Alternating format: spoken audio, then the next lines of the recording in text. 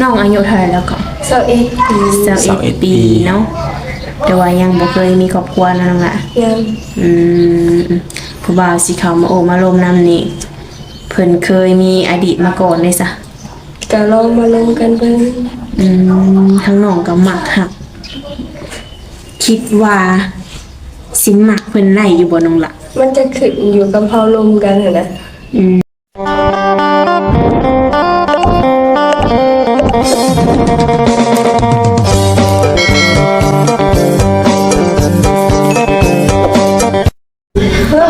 บอกครับผู้สาวอีหยังไม่มีไม่มีลายโซเลยเนาะ อาการห่อนตัวนี้เด้ คนเด้โดยสบายดีก่อนนะ สบายดี สบายดีทางผู้สาวโสดเนาะโดยทาง FC เพิ่นก็คือสิคุ้นเคยแล้วล่ะเนาะ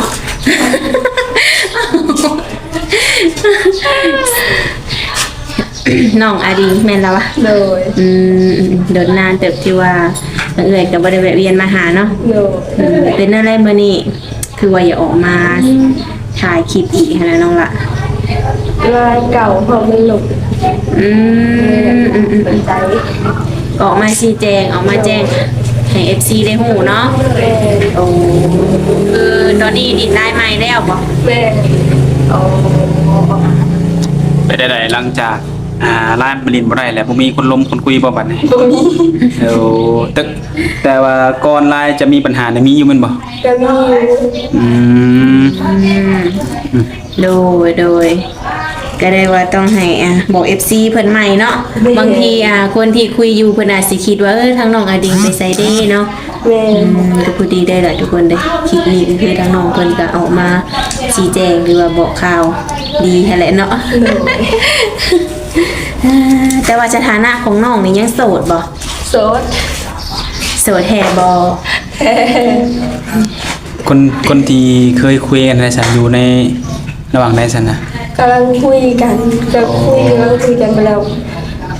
ตื่นสาวมาในไลน์เขาบ่ได้อะนะ เป็นได้จักมื้อเลย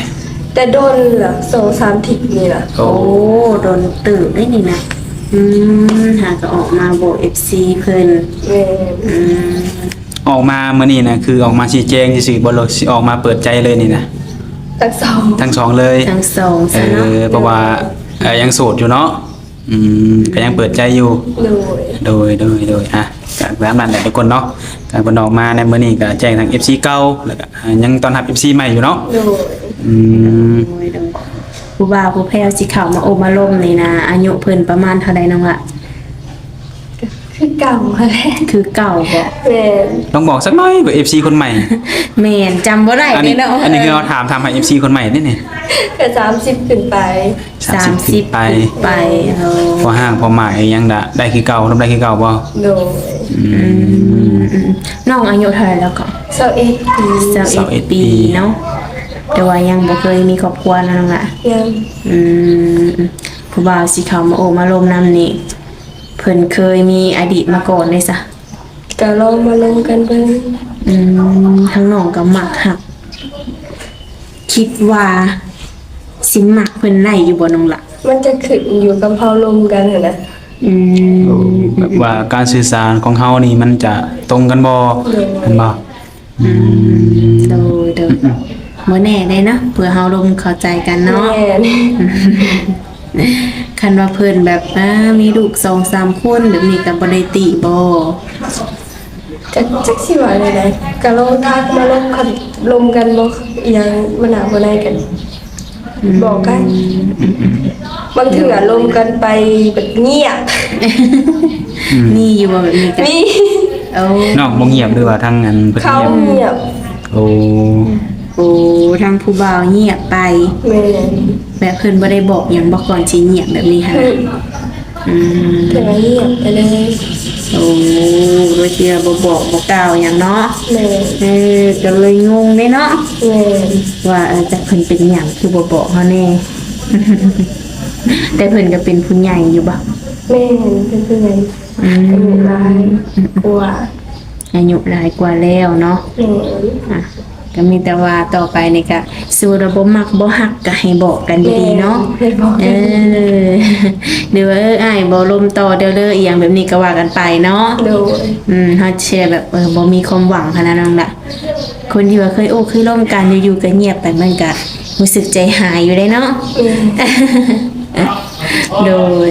ตั้งแต่น้องอลิงเปิดใจมาเนาะเคยมีบ่ผู้ชายเดี๋ยวน้องอลิงมักหักแฮงอีหลีนี่ ก็เคยมีอยู่ตอนนั้น เคยมี แต่ลงกันอยู่เมื่อก็ลงกันโดนๆประมาณ 2-3 เดือนส่วนหนึ่งเขาเงียบเดี๋ยวเขาเลยแบบนั้นมันก็เงียบไปเลยนะ โอ้เออ เคยมีอยู่เนาะ เคยมีช่วงหนึ่งที่ว่าเงียบบ่ได้ออกมาเปิดใจแล้วก็เขาก็เอามาเปิดใจใหม่ โอ้ ก็คือร่วมกับเพิ่นอยู่ โดย โอ้ แต่ถ้าแบบณปัจจุบันนี่เนาะคนนั้นนี่เพิ่นติดต่อมาหาน้องอลิงใหม่นี่น้องอลิงยังสิเปิดรับเพิ่นอยู่บ่ เขาคือกันถ้าเราทักมาเบิ่ง ยังบอกบ่ได้บ่ โดย เพราะว่ายังบ่มั่นใจตัวเองบ่จัง แม่ผมมั่นใจเขานะ มั่นใจเขานำเนาะแบบคนที่เฮาเคยล้มเฮาเคยมักเคยหักเนาะ แม่ มันเงียบเงียบหายกันไปแหละหมายความรู้สึกมันจะบ่คือเก่าเนาะ แม่ โดย โดยบางทีเพิ่นอาจสิบอกสาเหตุเนาะว่าเป็นหยังคือเงียบไป อาจจะมีปัจจุบันนี้ทางน้องได้เฮ็ดเวียกเฮ็ดงานทางใดซะน้องละ คายเลขคือเก่า อื คาย ม เลข ขายเด็กคือเก่าเด็กลาวนี่บ่ โดยแต่ก็มีไทย รายได้ดีอยู่บ่ขายเลขนี่ 10% อย่างต่ำเอาอย่างต่ำมื้อหนึงน้องรายปานใดเปอร์เซ็นต์นะ 70,000 80,000 70 80มันบ่ แม่ สูงสุดในสามีบ่สูงสุดรายปานใด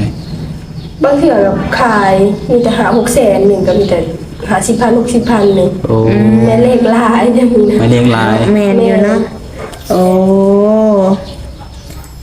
ถือว่าได้บ่ได้เนาะน้องละเนาะ แม่ แล้วนี่เงินใช้เงินจ่ายในครอบครัวได้ซะน้องละ นี่แหละทางเอื้อยก็หานะไปส่งให้พ่อให้แม่นะ สมทบใช้กันเนาะ แม่ ซอยกันเนาะแต่คือทางน้องนี่น่ะได้เทื่อละ60นี่ คือสิพอได้แต่บัดเติมเงินได้น้อง แม่ ละ กุ้มตัวเอง ก็แบบสไตล์แบบบ่แบมือขอบอกขอแม่เนาะ แม่ หาเองตัวเองนะแล้วจังได๋คือนอกนี่เนาะคือเปิดใจมากก็โดนแล้วก็รวมๆแล้วก็สิเป็นปีแล้วเนาะนั่นบ่ แม่น แล้วมาในปัจจุบันนี่คือ ตัวเองนี่คือมีความพร้อมหรือว่าถ้าจะแบบสร้างครอบครัวอันนี้นะ นี่ หรือว่ายังแบบอยากเบิ่งไปอีกบ่หรือว่าใดนี่ บอกอะถ้าถือมีคนมาถึงใจเฮาเนาะก็มีอยู่ อยากสร้างอยู่แม่นบ่ โดย โอ้ยังหาคนที่ถึกใจ โดย เนาะ คนที่เฮ็ดให้เฮาประทับใจ แม่ โอ้ ให้ได้บัดนี้เนาะ จะเป็นหนุ่มทางใดแดมบัดนี้เนาะคือน้องอลิงบ่ได้จำกัดเนาะว่าคนทางไหนเนาะ โดย เป็นคนไทยคนลาวหรือว่าคนประเทศอื่นเนาะ โดย สื่อสารกันได้น้องอลิงเพิ่นเปิดรับคุยได้ทุกคนเนาะ โดย ปัญหาคือน้องคนว่าแหละพร้อมจะสละโสดแต่ว่าเพิ่นต้องหาคนที่ถึกใจเพิ่นแล้วก็เพิ่นถึกใจน้องอลิงเนาะประมาณนี้หันนะ แม่ อืม ก็คือลองคุยกันเบิ่งเนาะ โดย บ่แน่ได้เผื่อแบบถูกใจกันหรือว่าอารมณ์กันเข้าใจกันก็อาจสิพร้อมสร้างก็มีนั่งล่ะ แม่ แต่ว่าในการสร้างครอบครัวนี่คือทั้งน้องนี่ไปสร้างไปสร้างน้ำเพิ่นได้บ่ ไปมาได้อยู่ แบบไปอยู่พุ่นเลยบ่ได้บ่ กับแบบไปอยู่พุ่นซะ3เดือนมาอยู่พี่นั่นนะไปเที่ยวมาบ่ได้ ก็แน่อันนี้คือบันไดว่าคร่าวๆได้ทุกคนเบิ่งแน่ เนาะ ปรับไปอยู่พุ่น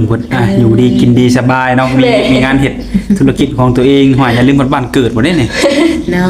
แต่คือเขามาให้ช่วงคร่าวๆว่าไปมาได้เนาะ แม่ ก็คือทางมี FC เอื้อยเพิ่นก็ค่อนข้างว่าหาแฟนอยากไปอยู่นํแบบนี้นั่นล่ะเพิ่นก็คือมีธุรกิจเป็นของตัวเองหั่นแหละเนาะแต่ว่าทางเอื้อยก็คันว่าน้องนี่โอ้ยลมน้ำเพิ่นเบิ่งก็สิได้ส่งทางติดต่อให้เพิ่นเนาะ สื่อสารกันลงเบิ่ง เบิ่งเพิ่นก็อายุประมาณ30บ่30ปลายๆนี่ ได้ ได้ เป๊ะเลยน้องอลิงนะ อายุนี่เป๊ะเนาะแต่ว่านิสัยนี่ยังบ่ฮู้ตัวนี้ให้น้องไปสื่อสารเอาเองเด้อ โดย ลองติดต่อกันเบิ่ง เนาะ เพื่อว่าบ่แน่ได้อาจสิได้ไปอยู่น้ำเพิ่นก็มี โดย เพื่อคุยกันเข้าใจเนาะ โดย แต่ว่าทั้งน้องอดินนี่เป็นลูกสาวหลานบ่ แม่มีสอง โอ้คันเวลาน้องไปนี่ไผสิอยู่นำแม่ มีเอื้อยทิศกับผู้ดีคนหนึ่ง อืม ยังไม่ทันได้เอายังไม่ทันได้แต่งงานเนี่ย โดยก็ยังมีผู้เบิ่งอยู่เนาะ โดย โอ้ก็ถือว่าไปมาหาสู่กันได้เนาะ โดย อืม แบบว่าในช่วงแบบระหว่างสมมุติว่าได้คุยกันเนาะได้คุยกันไปสักพักหนึงแล้วเพิ่นอยากมาเยี่ยมมายามมาหาอยู่เฮือนนี่นะน้องกะลิงแห่มาเนาะ โดย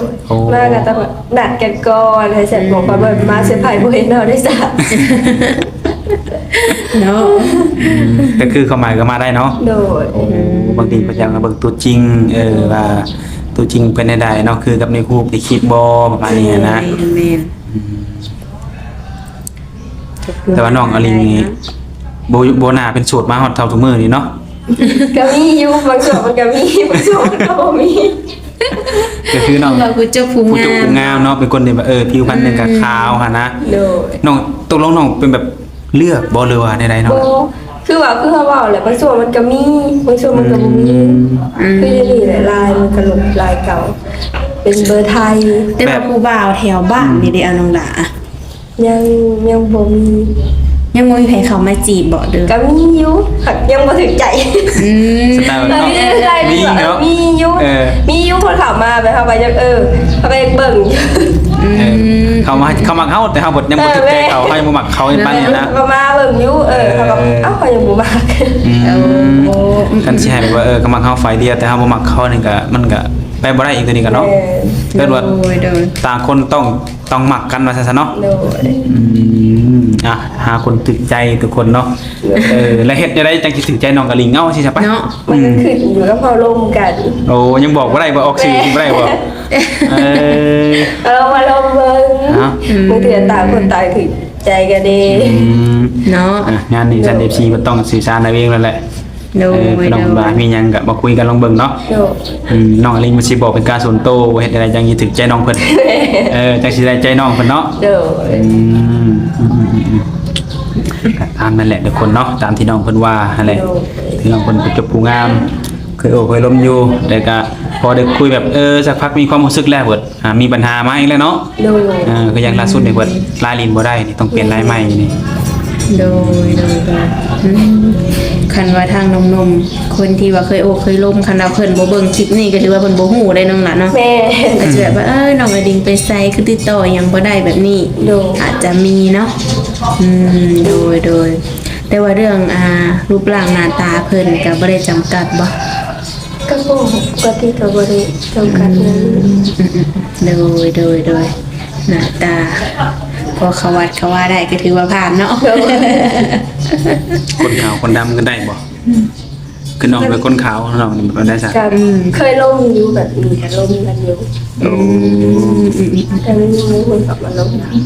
โดยแต่ละคนที่ว่าเขามาอบมาลมน้ำนองเนาะแบบเด็กเล็กก็ทักทายกันน้องล่ะ แม่ เด็กเล็กพอคุยไปได้น่ะคือทั้งน้องนี่พอสิมีใจให้เพิ่นอยู่ว่าแบบ แต่มีอยู่เขาก็ลมกันเนาะเขาชุดลงไว้คือมือกับมีอยู่ มีความรู้สึกขึ้นมาแม่นบ่ แม่ โดยอันนี้ก็ อยากถามแบบตั้งแต่เปิดใจมามีแบบคนแบบเสนอให้เฮาน่ะคือน้องนี่สิเอาเท่าใดขาดองการจอดอ้ายพร้อมแต่งอ้ายพร้อมทุ่มเทจังซี่นะมีบ่ มีแต่คนถาม มีในคนถาม แม่ แต่มีคนเมามีคนไปเฮ็ดบ่ หรือว่าทางน้องบ่ตกลงหรือเปล่า บอกเขาก็ถามสิว่าขาดองบัตรเจ้าแพงบ่ในนี้นะเขาถามแต่แบบนี้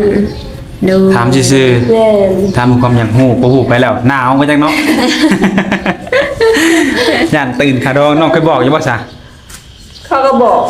เห็นเขาเอาแล้วบอกเขาข้าว เอาบอกข้าวๆให้ อ๋ออะไรนี้ แสดงว่าคนบ่จริงใจเนาะ แม่ ถามซื่อๆถามความอยากฮู้แบบเสนอให้เลยยังบ่ทันมีบ่โอ้ ไม่อยากเสียงไป สมมุติว่าทาง FC เพิ่นนี่เนาะเห็นคลิปนี้น้องล่ะเขามาโอ้มาลงปุ๊บนี่นะยื่นขอเสนอมาให้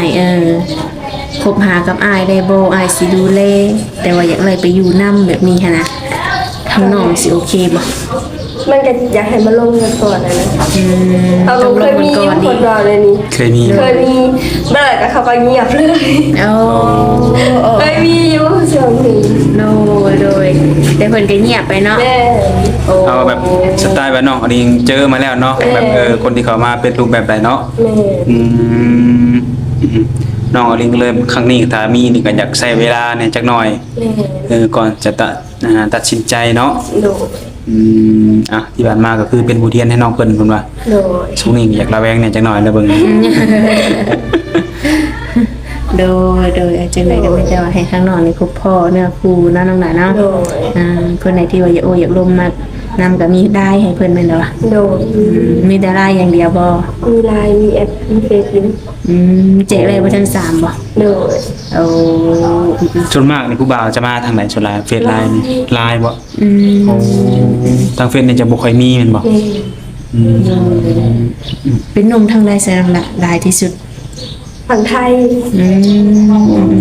มักบ่ผู้บ่าวไทย ก็มักอยู่ อย่างเช่นบ่าวลาวเฮาเบ็ดอยู่เวียกอยู่อเมริกาได้ซั่นนะ ยังบ่เคยแบบนั้นจะเคยยังบ่เคยลง บ่เคยลมแบบบ่เคยมีแม่นบ่ แม่ โอ้ส่วนมากจะเจอแต่คนไทยโดยตรงเลยแม่นบ่โอ้ โดยบ่แน่บางทีอาจจะพ่อเนาะ โดย นี่แหละบางทีเนี่ยครูอยู่ทางไกลวะ โดย ต้องใช้เวลานานจักหน่อยเพื่อจะเจออะไร แม่ เคยลมแต่หนุ่มไทยเนาะ โดย เจอก็โอเคเนาะมื้อนี้เนาะ ตามกันเลยเนาะมาเป็นสื่อให้น้องเพิ่นมื้อนี้ก็ได้เป็นสื่อชาร์จให้น้องเพิ่นก็ออกมาแจ้งข่าวเนาะเดินทางติดต่อแน่แล้วก็พร้อมเปิดใจรับคนใหม่แน่นั่นแหละเวลาที่เข้ามาก็เอาลงกับน้องลองเบิ่ง โดย สื่อสารกันไปเนาะความเข้าใจเฮาก็อยู่ในระหว่างคนสองคนนั่นแหละ โดย โดยคือสิบ่มีหยังหลายเนาะมื้อนี้เนาะมีแต่เอาคลิปออนไลน์น้องเพิ่นก็ไปสื่อสารต่อให้น้องเพิ่นนั่นแหละ โดย จังไดก็จะได้ขอตัวกับการน้องแดงลาบัดนี้เนาะโดยสบายดี โดยสบายดี